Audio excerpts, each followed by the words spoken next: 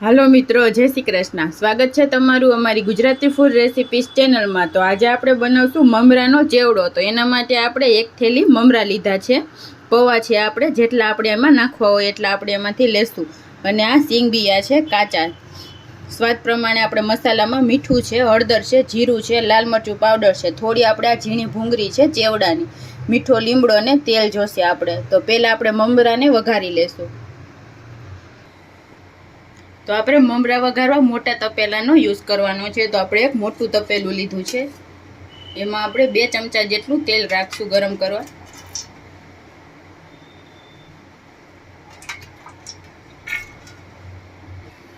તો તેલ આપણું એકદમ સરસ ગરમ થઈ ગયું છે, તો આપણે એમાં જીરું એડ કરી દઈશું। જીરું થોડું થાય એટલે આપણે એમાં મીઠો લીમડો એડ કરી દઈશું અને આપણે આ હળદર એડ કરી દઈશું। હવે આપણે એમાં મમરા એડ કરી દઈશું। ગેસ આપણે ધીમો કરીને આને 5 મિનિટ માટે એકદમ સરસ ક્રિસ્પી કરી લેશું।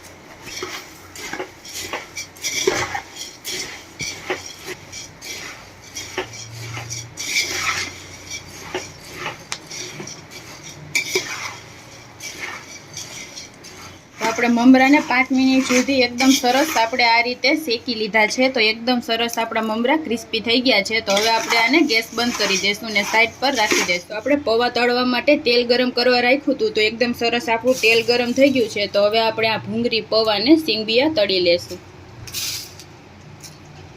એકદમ સરસ તેલ ગરમ કરવાનું છે।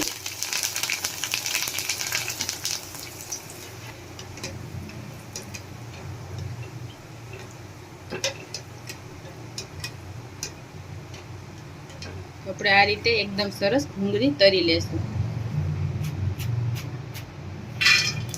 આ મકાઈના પૌવા છે, એને આપણે તળી લેશું।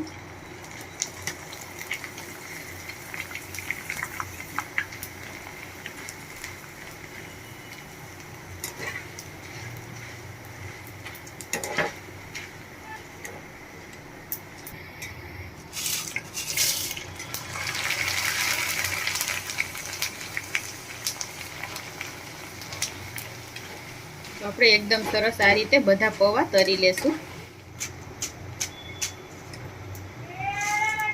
હવે આપણે સિંગબિયા તળી લેશું।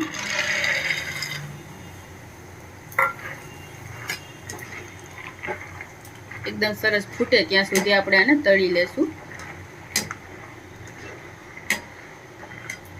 આપણા પૌવા, ભૂંગળી અને સિંગબિયા એકદમ સરસ તળાઈ ગયા છે। તો હવે એને આપણે આ ચેવડામાં ભેળવી દેશું।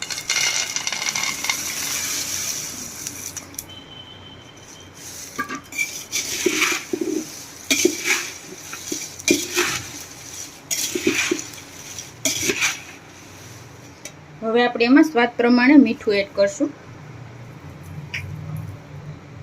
અને લાલ મરચું પાવડર એડ કરશું, જેટલું તીખું તમારે કરવું હોય એ પ્રમાણે। મિક્સ કરતા જાશું ને એડ કરતા જાશું લાલ મરચું પાવડર।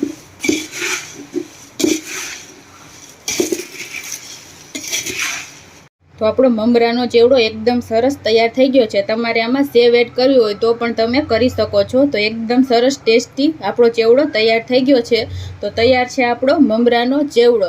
તો તમને અમારી આ રેસીપી કેવી લાગી? તો જો તમને અમારા વિડીયો પસંદ આવતા હોય તો અમારા વિડીયોને લાઇક કરજો, શેર કરજો અને અમારી ચેનલને સબસ્ક્રાઈબ કરજો। Thank you.